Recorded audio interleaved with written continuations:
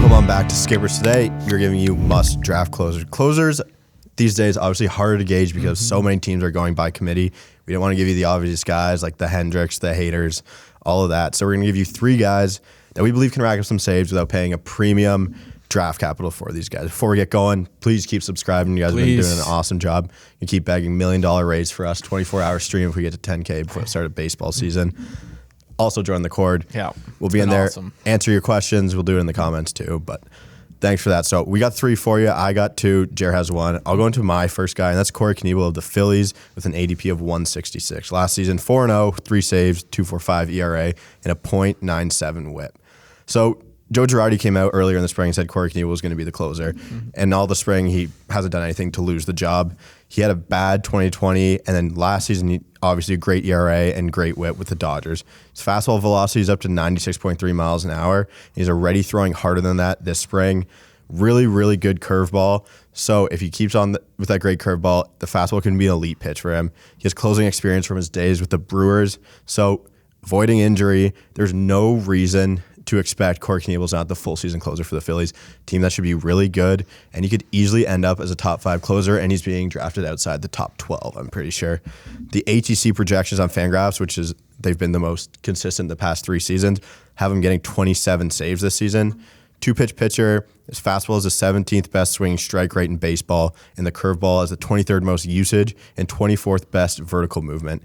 He can put together a really solid year at the end of this Phillies bullpen, and a guy that, if you don't want to go early for closers, he's one of these 2 guys that you can get at the, not really high in your draft. So I think Corey Knebel's a good pick here.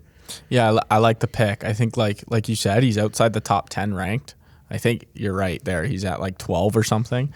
The Phillies made some big adds to that team, and they should be a playoff team.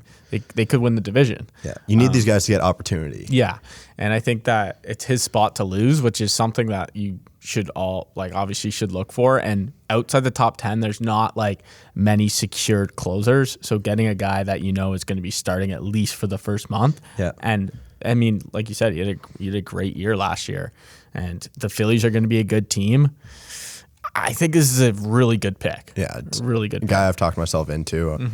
Keep looking at him, and pretty much every draft we've been in, but I think it's a solid pick. I'm happy to get him in my drafts. Your guy.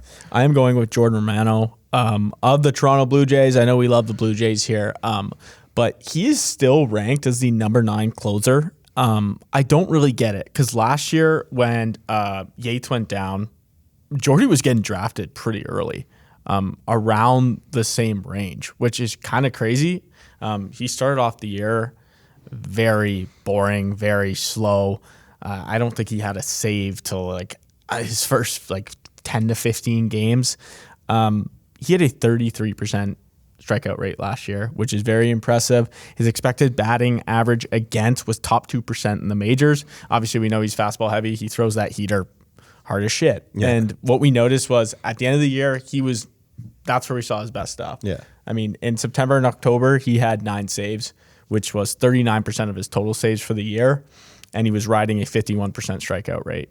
So he had a great end of the year. There was no reason, I know there was talks of the Jays potentially adding a big name closer, more of a veteran.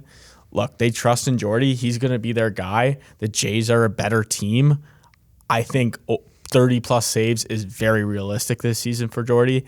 And getting him an ADP of 105, as your first closer, I think is a no-brainer.